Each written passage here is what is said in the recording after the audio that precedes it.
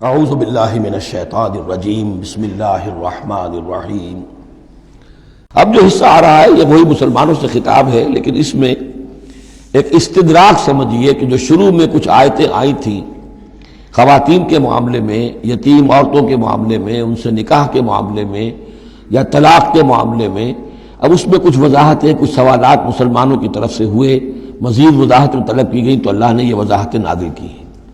اور یہاں پر ساتھ یہ فرما دیا وَيَسْتَفْتُونَكَ فِي النِّسَاءِ، اے نبی یہ آپ سے عورتوں کے بارے میں سوال کر رہے ہیں، بات پوری طرح ان پر کھلی نہیں ہے، واضح نہیں ہوئی ہے۔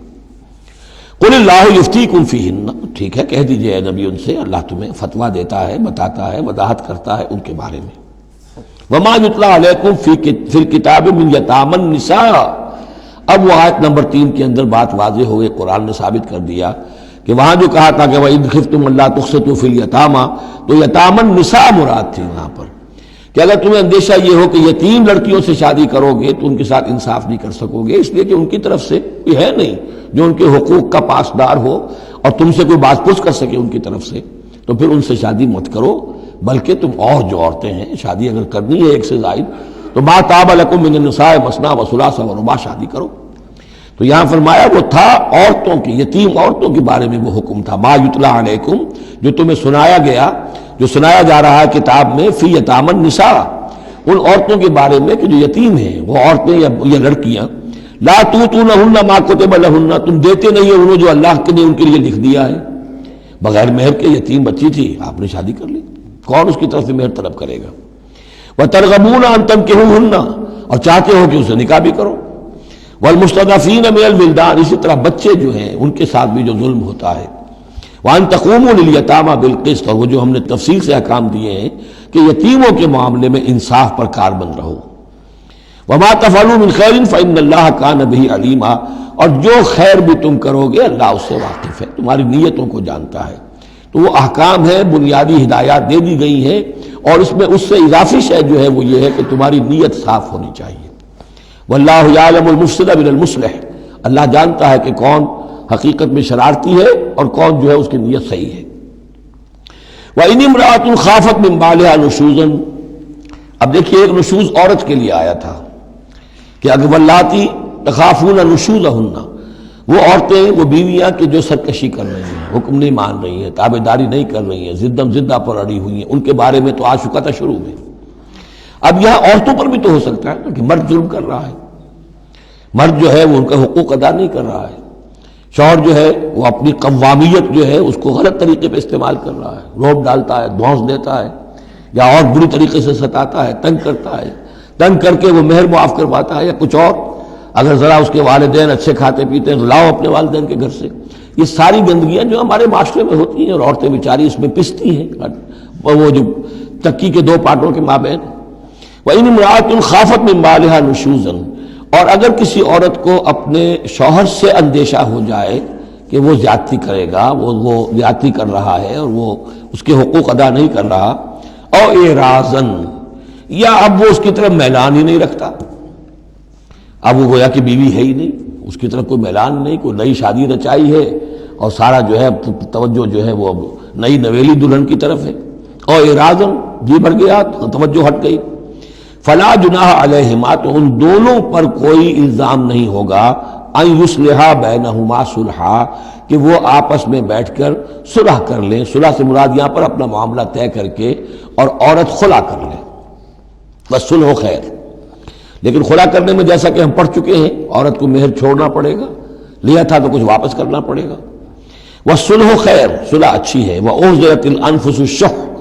البتہ جو انسانی نفس ہے اسے لالچ جو ہے اس پر مسلط رہتا ہے، مرد چاہے گا میرا پورا مہر واپس کرو، عورت چاہے گی کہ مجھے کچھ بھی واپس نہ کرنا پڑے۔ وَإِن تُحْسِنُوا، یہ آ چکا ہے سورہ بقرہ کے اندر، یہ مضامین آ چکے ہیں، وَإِن تُحْسِنُوا، اگر تم نیکی کرو، تم مرد ہو، تم مردانگی کا ثبوت دو اس معاملے کے اندر، نرمی کرو، ان کا حق جو ہے زیادہ رکھو، وَتَتَّقُوا فَإِنَّ اللَّهَ كَانَ بِمَا تَعْمَلُونَ خَبِيرًا، اور تم تقویٰ کی روش اختیار کرو تو جان لو کہ اللہ تعالیٰ تمہارے تمام اعمال سے باخبر ہے۔ وَلَن تَسْتَطِيعُوا أَن تَعْدِلُوا بَيْنَ النِّسَاءِ، اچھا وہاں یہ آیت بھی آئی تھی کہ وَإِن خِفْتُمْ أَلَّا تَعْدِلُوا فَوَاحِدَةً، اگر تمہیں اندیشہ یہ ہو کہ تم اپنی بیویوں پہ اگر ایک سے زائد ہیں، 2 ہیں، 3 ہیں، 4 ہیں، تو عدل نہیں کر سکو گے، تو پھر ایک ہی پر اکتفا کرو، پھر دوسری شادی مت کرو۔ تمہیں اطمینان ہے، تمہیں اپنے اوپر یہ اعتماد ہے کہ تم یہ عدل کر سکتے ہو، تب دوسری شادی کرو، ورنہ نہیں۔ لیکن اب اس میں جیسا کہ میں نے عرض کیا تھا کہ کچھ چیزیں تو ہوتی ہیں گنتی کی، ناپ تول کی، اس میں تو عدل ہو سکتا ہے، لیکن ایک قلبی میلان جو ہے اس کے اندر تو ظاہر بات ہے انسان کے اختیار میں نہیں ہے۔ حضور صلی اللہ علیہ وسلم نے اپنی تمام ازواج کے لیے ہر چیز گن گن کر،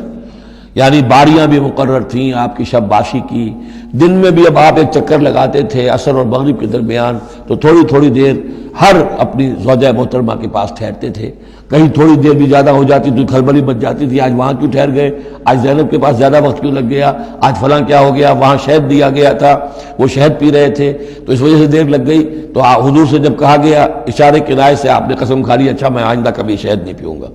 حضور نے اللہ تعالیٰ نے ٹوک دیا کہ حضور یہ کیوں آپ قسم کھا رہے ہیں، لما تحرم ما احل اللہ لک تبتغی مرضات ازواجک۔ تو یہ چیزیں جو ہوتی ہیں انسانی معاشرے میں، بہرحال بہت بہتر معاملہ تھا، بہت بہتر تھا حضور کی ازواج مطہرات کا آپس میں، لیکن یہ کہ بالکل ظاہر بات ہے کہ کچھ نہ کچھ تو شوق جو ہوتا ہے اس کے کوئی نہ کوئی اثرات تو ہوتے ہیں، یہ عورت کی فطرت ہے، وہ اس کے اندر اختیار میں نہیں ہے۔ تو یہ چیزیں جو ہے فرمایا کہ اگر تم ولن تستطیعوا ان تعدلوا بین النساء، تمہارے لیے ممکن ہی نہیں ہے کہ تم عورتوں کے مابین انصاف کر سکو۔ مراد کیا ہے؟ قلبی میلان، یہ حدیث کے اندر واضح ہو گیا۔